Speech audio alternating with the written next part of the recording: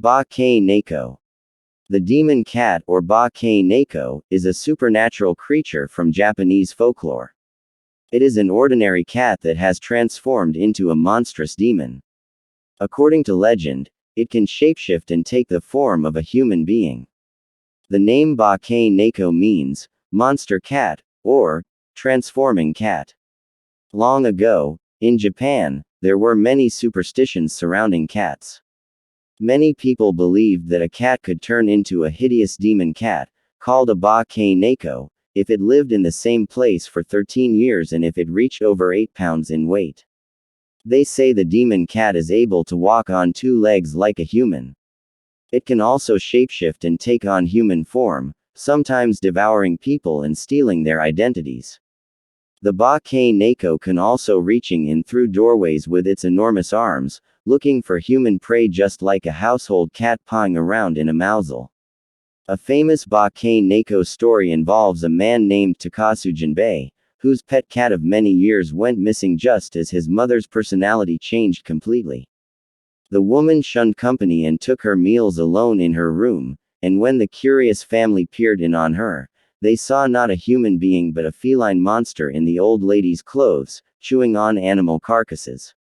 Takasu, with much reluctance, slew what looked like his mother, and after a day had passed the body turned back into the same pet cat that had gone missing.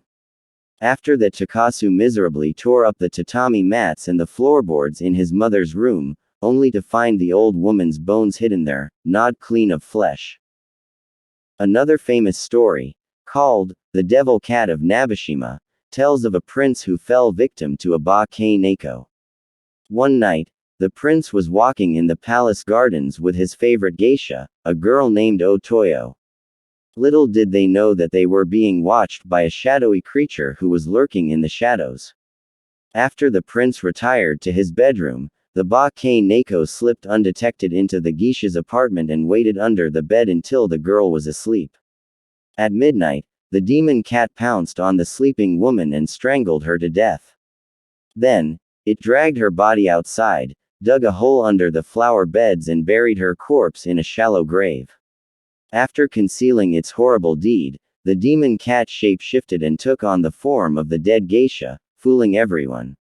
Each night, the Bake-neko, disguised as the geisha, slipped into the prince's room to drink his blood. Soon, the prince was complaining of horrible dreams. He grew very weak and pale. The doctors were baffled by his mysterious illness and the prince ordered his guards to stand in his room and keep watch over him while he slept. However, as midnight approached, the guards found themselves feeling incredibly drowsy and, no matter how hard they tried, they couldn't stay awake. Eventually, a young soldier who had served under the king came to the castle. When he heard about the strange events, he volunteered to stay up and keep watch over the prince. As midnight approached, the soldier saw the other guards nodding off, one by one. The soldier started to feel drowsy too. Desperate to stop himself falling asleep, he took out his dagger and stabbed himself in the thigh, keeping himself awake. Whenever he felt like he was going to nod off, he would twist the knife in his wound to increase the pain and stay awake. At midnight, the soldier watched as the sliding doors of the prince's room parted. The beautiful geisha crept silently into the room and made her way over to the prince's bedside. The soldier rose, his knife in hand, and when the geisha turned and saw him, she left as quickly and quietly as she had come. For the next 3 nights, the dutiful soldier stood guard over the sleeping prince, stabbing himself every night to stay awake. The prince's strength began to return. When the soldier tried to tell him about the geisha, however, the prince refused to listen. He would not allow anyone to question the loyalty of his favorite girlfriend. Undeterred, the soldier made plans to get rid of the geisha himself. That very night, the soldier knocked on the geisha's door. He told her he had a message for her from the prince. When she opened the door, the soldier suddenly drew his dagger and tried to stab her, but she easily sidestepped his attack. The geisha transformed back into a Bake-neko and sprang at the soldier in a fury, hissing and spitting as she tried to defend herself. The two fought wildly, but when the soldier began to get the upper hand, the Bake-neko fled, springing through the window, onto the roof and down into the garden. It managed to escape into the mountains.